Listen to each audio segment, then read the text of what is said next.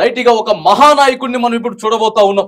మహానాయకుడు నారా చంద్రబాబు నాయుడు గారు. అసలు ఓటమి ఎరుగని నాయకుడు. ఆయన అప్ అండ్ డౌన్స్, అంటే గెలుపుని చూశారు, ఎగ్జాక్ట్లీ ఓటమిని కూడా చూశారు. అవును, వచ్చినప్పుడు ఆనందంతో పొంగిపోలేదు, ఓడిపోయినప్పుడు భారత ఒడిదుడుకులను ఎదుర్కొని ఎన్ని ఇబ్బందులు పెట్టినా, ప్రభుత్వం గత ప్రభుత్వం వైఎస్ఆర్సీపీ ప్రభుత్వం ఎన్ని ఇబ్బందులు పెట్టి జైలుకు పంపించింది. లాస్ట్ కి చంద్రబాబు నాయుడుని జైలుకు పంపించినా కూడా అదే ఆయన దృఢ సంకల్పంతో ఒకనొక సందర్భంలో చంద్రబాబు నాయుడు గారిని చంపేస్తానన్న ఒక భయం సృష్టించినా కూడా ఎటువంటి వెనుకంజన్ వేయకుండా బరిలోకి సింహం దూకితే ఎలా వెళ్తున్నా ఆ విధంగా చంద్రబాబు నాయుడు గారు నువ్వా నేనన్నట్టుగా ఆయన వెళ్ళారంటే నిజంగా చెప్పుకోండి. ఉమ్మడి ఆంధ్రప్రదేశ్ లో కూడా 3 సార్లు ముఖ్యమంత్రిగా పనిచేసిన ఘనత ఇది 4వసారి. ఇప్పుడు తాను దేశంలోనే 4వసారి చేయడం, మరి తాను ముఖ్యమంత్రిగా అవడం మనం చూస్తా ఉన్నాం. ప్రధానంగా చూసుకున్నట్టయితే ఉమ్మడి ఆంధ్రప్రదేశ్ లో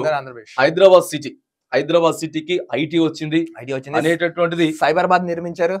ఇవన్నీ మనం చూసుకున్నట్టయితే వాస్తవంగా చంద్రబాబు నాయుడు గారి ఘనత ఉందని కూడా మనం చెప్పుకున్నట్టు. నిజంగా ఇప్పుడు మనం ఏదైతే టెక్నాలజీ అనే నెట్ సిస్టమ్ మనం వాడుతున్నామో ఇదన్నీ చంద్రబాబు నాయుడు గారు విజన్ 2020 అని 2001 లో నేను డిక్లేర్ చేసి, అంటే ముందు చూపున్న వ్యక్తి అని అంటారు చూసారా, ఇలాంటి వ్యక్తి చంద్రబాబు నాయుడు గారు. నిజంగా ఈయన చూడండి, మీరు గతంలో చూసుకోండి, నిజంగా ఓటమి ఎరుగని చాణక్యుడు అంటారు చూసారా, ఆ విధంగా ఆయన అలా దూసుకుంటూ వెళ్ళిపోయారు. రాజకీయ చాణక్యుడు. సుమారు 5 దశాబ్దాల నుంచి తెలుగుదేశం పార్టీని కాపాడారంటే నిజంగా నాకు తెలిసి ఇంకో 2-3 దశాబ్దాలు ఈ పార్టీ అతి చిన్న వయసులోనే రాజకీయాల్లోకి వచ్చి ప్రజలకి సేవ చేయాలి అనేటటువంటి ఆలోచనతోటి వచ్చి ఓటమి అనేది తన హిస్టరీలో ఓటమి అనేది లేకుండా ప్రజలకి చేరువుగా ఉంటున్నటువంటి మరి నారా చంద్రబాబు నాయుడు గారు ఈ రోజు కింగ్ మేకర్ గా గేమ్ చేంజర్ గా మరి ఆంధ్రప్రదేశ్ కి ముఖ్యమంత్రిగా 9వ తారీఖు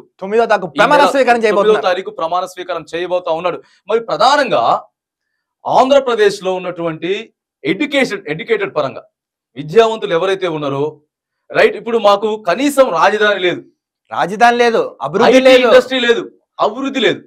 ప్రధానంగా ఈ మూడింటి మీదే మాట్లాడారు. ఈ మూడింటి మీద మాట్లాడినప్పుడు చంద్రబాబు నాయుడు గారు అయితే ఖచ్చితంగా హైదరాబాద్ డెవలప్ చేసినట్టు ఇక్కడ చేస్తారు.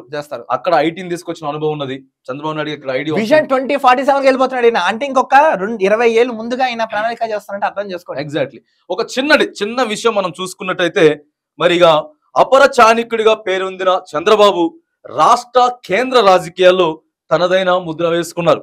28 ఏళ్ల వయసులో కాంగ్రెస్ తరఫున ఎమ్మెల్యేగా గెలిచి మంత్రిగాను బాధ్యతలు స్వీకరించారు. ఆ తదనంతరం టీడీపీలో చేరి 1984, 1994 సంక్షోభ సమయంలో కీలకంగా వ్యవహరించడంతో పాటు 1995లో సీఎంగా బాధ్యతలు చేపట్టి 2004 వరకు కూడా కొనసాగినారు. అంటే 10 సంవత్సరాలు ఏకదాటిగా ముఖ్యమంత్రిగా కొనసాగినారు. ఆంధ్రప్రదేశ్ తో పాటు హైదరాబాద్ పట్టణాన్ని కూడా ఎంతగానో ఈ టర్మ్ లోనే అభివృద్ధి చేశారు.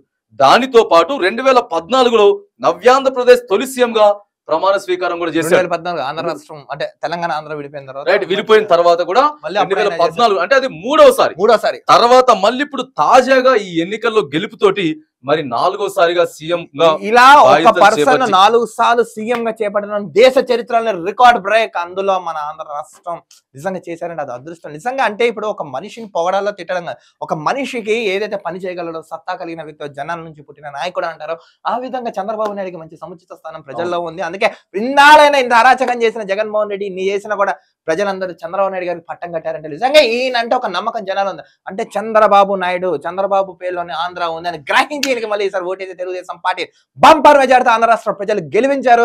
నిజంగా చెప్తున్నాను కదా, రాస్తే రామాయణం చెప్తే భారత అన్నట్టు నేను చరిత్ర. ఎందుకంటే ఈయన ఏం చేయలేదో మనం అనుకోవాలి. ఒకటి చెప్తాను, రాజకీయ నాయకులు వేరయ్యా అన్నట్టు వీళ్ళందరూ ఒక ఎత్తి ఈయన ఒక ఎత్తి. ఎంతో మందిని ఇప్పుడు ఈయనలో ఇంకో గొప్పతనం ఉంది, మీరు అబ్జర్వ్ చేశారో లేదు, ఈయన ఎదుగుతూ పారుతూ పక్కోళ్ళని ఇప్పుడు వాళ్ళ శిష్యులుగా ఎంతో మందికి రాజకీయ జీవితం వచ్చింది. తెలుగుదేశం కేసీఆర్ గానీ, రేవంత్ రెడ్డికి గానీ, ఇప్పుడున్న స్పీకర్స్ గానీ ఎంతో మంది. అటు కాంగ్రెస్ పార్టీ ఎలా ఇచ్చిందో దేశానికి, తెలుగుదేశం పార్టీ ఇప్పుడు చూసుకొని రేవంత్ రెడ్డి ఉన్నాడు. రేవంత్ రెడ్డి చంద్రబాబు నాయుడు శిష్యులే. కేసీఆర్ తెలుగుదేశం నుంచి వచ్చిన వాడే. గుత్తా సుఖేందర్ రెడ్డి ప్రస్తుతం శాసనమండలి చైర్మన్ ఉన్నాడు. రాజకీయ జీవితంలో ఎంతో మందికి హ్యాండ్ హ్యాండ్ ఇచ్చేసి ఇచ్చేసి మరి రాజకీయాల్లోకి అయితే తీసుకొచ్చినటువంటి ఘనత నారా చంద్రబాబు నాయుడు గారు అంటే ఈయన ఎదుగుతూ పక్కన ఎదుగుతూ జనాల్లో సుస్థిరస్థానం కల్పించి అంటే ఇప్పుడు 10,000 కలుస్తేనే చేతులు అన్నట్టు నిజంగా ఇంతమంది నాయకులు ఉంటేనే దేశ రాజకీయ భవిష్యత్తు కార్యాచరణని నిజంగా మాటల రూపంతో కాకుండా చేతల రూపంలో చూపించిన వ్యక్తి నారా చంద్రబాబు నాయుడు గారు అని మనందరికీ తెలిసింది. నిజంగా మన ఆకాశం టీవీ న్యూస్ 1 నెట్వర్క్ ఛానల్ తరపున ప్రమాణ స్వీకారం ముఖ్యమంత్రిగా ప్రమాణ స్వీకారం చేయబోతున్నటువంటి శ్రీ నారా చంద్రబాబు నాయుడు గారికి కంగ్రాచులేషన్స్ తెలుపుతా ఉన్నాం. మీరు ఏదైతే నమ్మకంతో రాష్ట్ర ప్రజలు మీకు మరి అధికారాన్ని ఇచ్చిర్రో, మీ మీద పూర్తి నమ్మకంతో అధికారం ఇచ్చిందో అవన్నీ ఆ కళలన్నీ కూడా ఖచ్చితంగా సాకారం చేయాలని కూడా మనస్ఫూర్తిగా మరి మేము అభినందనలు మీకు శుభాకాంక్షలు. దయచేసి ఎందుకంటే మీ అభివృద్ధి ఎలా ఉంటున్నా పరిపాలన ఉంటున్నా జనాలు అందరికీ తెలుసు. మీరు ఏదైతే ఎలక్షన్ లో హామీలు ఏవైతే ఇచ్చారో తూచా తప్పకుండా తృణప్రాయంగా అమలు చేసి నిజంగా జనానికి మీకు ఏదైతే అధికారించారో ఆ నమ్మకాన్ని ఒమ్ము కాకుండా నిజంగా అప్పుల పాలైపోయిన ఆంధ్రప్రదేశ్ సువర్ణ ఆంధ్రప్రదేశ్ నవ్య ఆంధ్రప్రదేశ్ గా తీర్చిదిద్దాలని మేము మనస్ఫూర్తిగా కోరుకుంటూ వన్స్ అగైన్ మీకు కంగ్రాచులేషన్స్. ఆంధ్రప్రదేశ్ ముఖ్యమంత్రిగా బాధ్యతలు స్వీకరిస్తున్నారు శ్రీ నారా చంద్రబాబు నాయుడు గారు. అందరూ టీడీపీ పార్టీ తర్వాత గెలిచినంత అభ్యర్థులంతా కూడా మరి మీతోటి ఏదైతే పొత్తు పెట్టుకొని కూటమిగా ఉన్నటువంటి జనసేన పార్టీ అభ్యర్థులకు ప్రధానంగా పవన్ కళ్యాణ్ గారికి, దాంతో పాటు కూటమిగా ఉన్నటువంటి మరొక పార్టీ బీజేపీ పార్టీలో గెలిచిన అభ్యర్థులతో పాటు ఇక అక్కడ నరేంద్ర మోడీ తర్వాత అమిత్ షా కూడా వాళ్ళలో భాగమే కాబట్టి మీ అందరికీ కూడా మరి శుభాకాంక్షలు.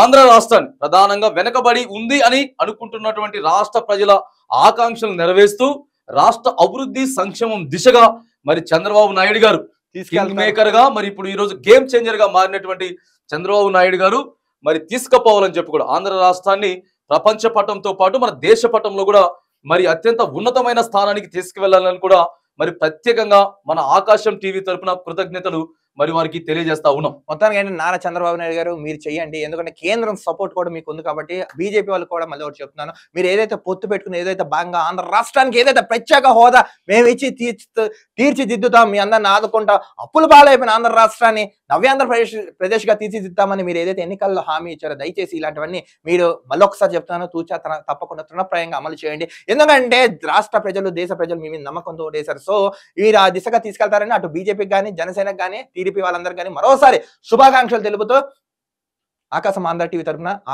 టీవీ తరపున మీకు శుభాకాంక్షలు తెలుపుతున్నాం. Thank you.